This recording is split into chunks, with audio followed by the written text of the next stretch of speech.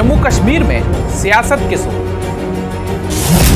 महराज की बात निशाने पर उमर सरकार की, स्टेटहुड, पावर टसल, आपदा का मुद्दा पीछे छूटा।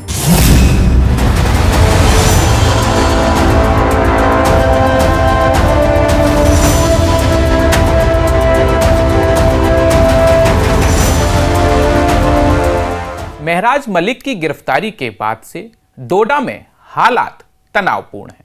प्रशासन शांति बहाली के प्रयास में जुटा है और जम्मू कश्मीर में सियासत अपनी अपनी सियासी चालों में लगे हैं और उनके निशाने पर उमर सरकार है।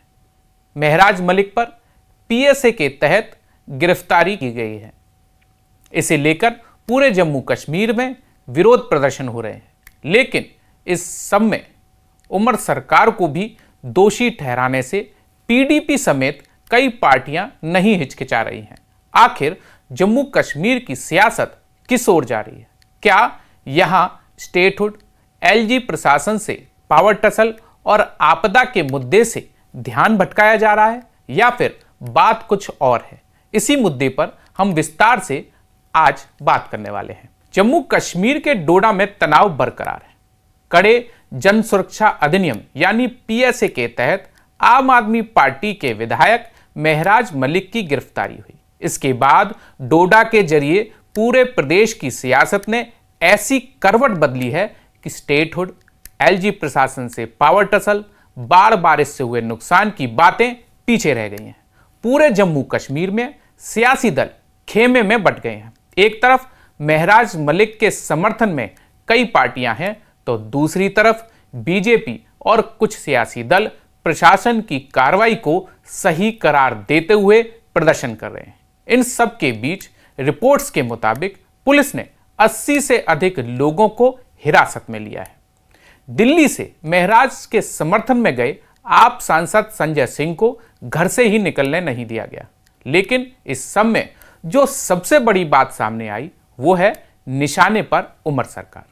महराज की गिरफ्तारी से लेकर अब तक कई प्रदर्शन का दौर चला, लेकिन निशाने पर उमर सरकार आई। हालांकि एनसी प्रमुख फारूक अब्दुल्ला के साथ सीएम उमर अब्दुल्ला ने भी कई बार इस बात को क्लियर किया कि लॉ एंड ऑर्डर एलजी प्रशासन के अधीन है, लेकिन पीडीपी समेत कई सियासी दल ऐसे हैं जो पूरे मुद्दे को लेकर उमर सरकार पर लगातार हमलावर हैं। जम्मू कश्मीर की सियासत इस तरह की कभी नहीं रही कि किसी घटना से जरूरी मुद्दे पीछे छूट जाएं। हो सकता है कि किसी घटना के जोर पकड़ने के बाद कुछ दिनों वो मामला गंभीरता से उठाया जाता रहे, लेकिन ऐसा नहीं हुआ कि सियासी दलों ने किसी मुद्दे को किसी और मुद्दे से जोड़कर कोई और ही निशाना साधा हो। लेकिन अब ऐसा जम्मू कश्मीर की सियासत में दिखने लगा है। इस पर आगे बढ़ें इससे पहले आप एनसी नेता मुस्तफा कमाल को सुनिए,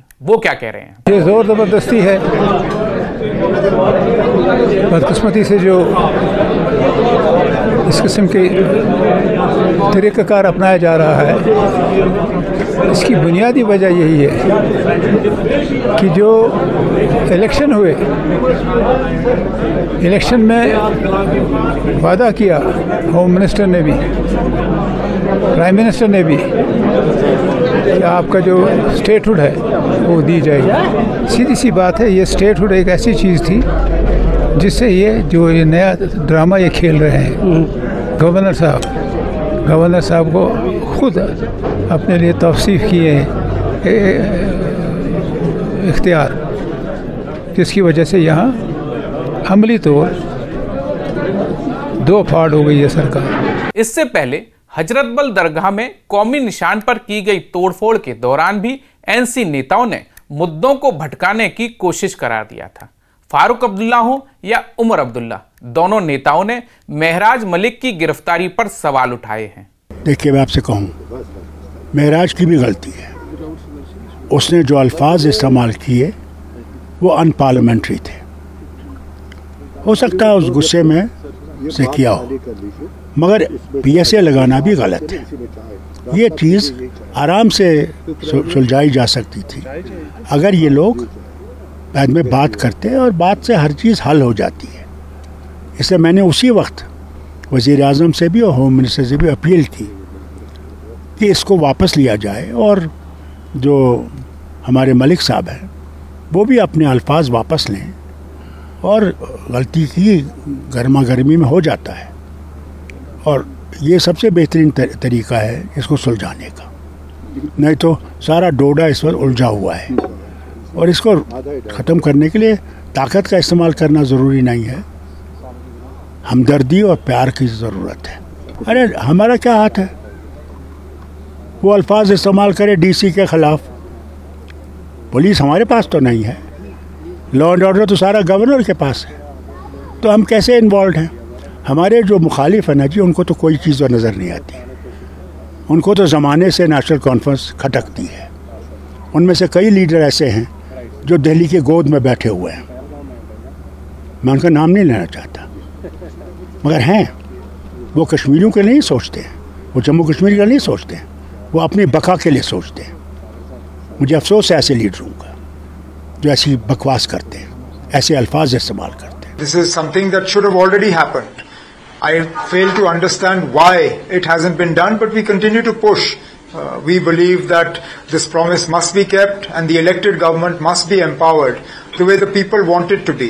Linked to this is obviously the decision to arrest an honourable MLA. Whatever complaints might have been there about the conduct of the MLA, the law that you have used to detain him is absolutely, as I said, a misuse of that law and an excessive use of force against an elected representative. He should never have been arrested under this law, and the sooner he is released, by all means, if you have a complaint about his conduct, take it up with the Speaker of the Assembly. There are other ways to do it.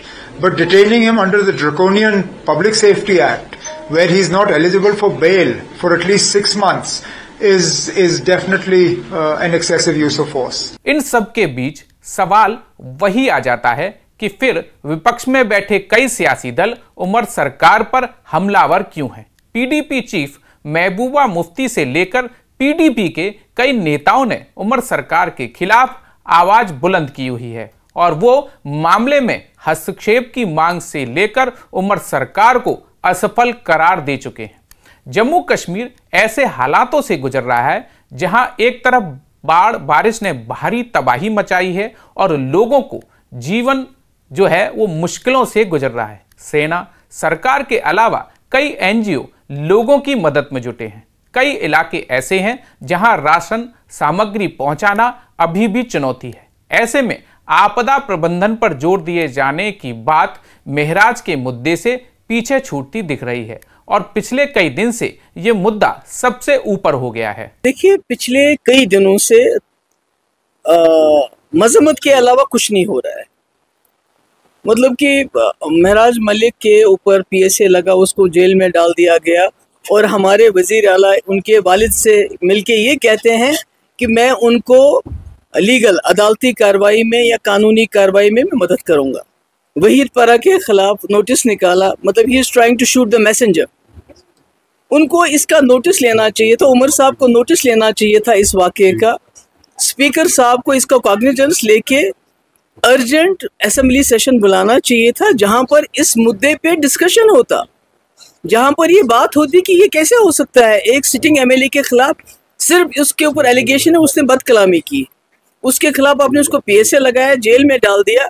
एक assembly session call किया जाना चाहिए जिसमें discussion होना चाहिए था, जिसमें resolution pass होना चाहिए था, जो दिल्ली भेजा जाना चाहिए था होम मिनिस्टर को कि ये बर्दाश्त नहीं होगा। उससे क्या होता, एक तो जो महराज मलिक बंद है उसको रिहा करने के लिए प्रेशर पड़ जाता और आगे के लिए मरकजी सरकार 100 बार सोचती। दूसरी ओर प्रशासन डोडा में हालात को शांत बनाने में जुटा है। इस पूरे मुद्दे पर एलजी भी साफ कर चुके हैं कि पूरे मामले में ठोस कानूनी कार्रवाई की जाएगी। साथ ही एलजी प्रशासन का ध्यान लोगों की परेशानियों पर भी है, जिसके तहत आवश्यक खरीदारी के लिए प्रशासन ने प्रतिबंधों में छूट भी दी है। लेकिन सियासत की स्थिति साफ नहीं दिख रही है।